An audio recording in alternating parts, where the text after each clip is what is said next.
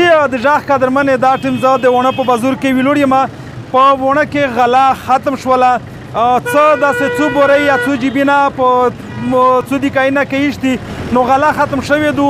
غلا ولې ختم دو او خلک ته څومره تکلیف دی دا میش په وڼه بازور کې د دیکندرونې او د عام خلک سره جمع وکړله. درېمۍ چې راغه وروي چې خلک ته څومره تکلیف دی او دیکندرون څه وایي.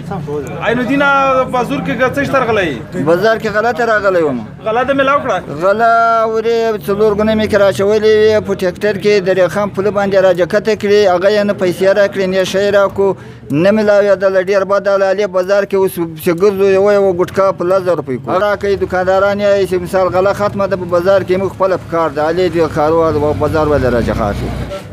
حاجي سلام علیکم. وعلیکم السلام. په لوس کې د روپۍ نیولې دي، څه شته در وړې دي؟ غلې ته مې راوړي، هغه ډېره قیمته ده. په څومره باندې دو بورۍ؟ بورۍ خو په 2000 د پاسه ده. ښه.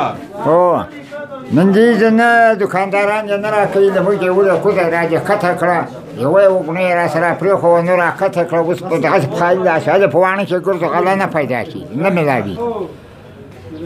نوم مې ګلرحمان دی، وڼه دیکاندور اوسېدونکی یم. چایل ته میږ نه خلک شکایت کو چې تاسو دونې چګې خرڅوي. میږ دونې چګې نه خرڅوي. دونې په دا باندې قیمت وي که نه چې درېخه مو د میږ ته په پنجاب نه پرېږدي نه یا پوډ ولي میږ نه پیسې غواړي، په یوه ګاډي پرمټ نشته او پلان نشته، ویسې یې نه پرچه کړي دي، ګاډي کیس راوړی دي مکمل. ډېر خلکو ګاډي پرچه شوي دي. هغه ته ویس وکیلون نیسي، وکیلون پیسې غواړي.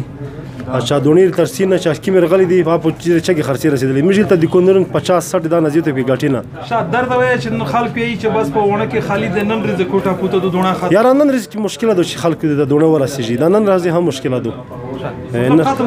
مکمل ختم دی. دوکانونه تاسو خپل وینئ، دا دوکانونه مکمل غونډ شي خالي دي. نوم یې مظلمیر دی.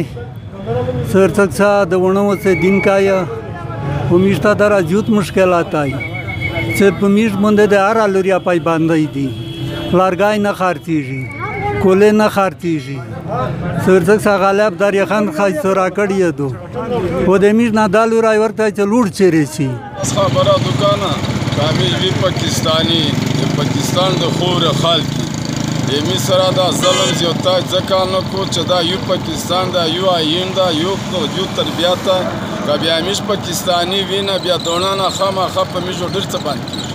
دونه دا میش تر پرېږدي خور غریب خلک ته، مجبور خلک ته، پنجاب ته د میش سره زیاتی نه کو.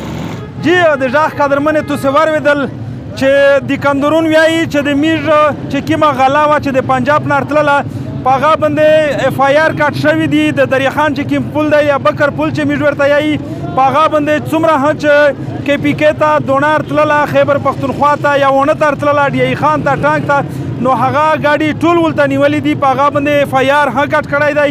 نو دلته په وڼه کې د دونې شارټیج راغلی دی، دونه ختم شوله. دی دیکندرون دا وایي چې د نن ورځې کوټه دو نن ورځ هم په خلک پسې نه رسېږي. عوام هم دغه وایي چې دونه ختم دو په بازور کې دونه نه میلاویږي.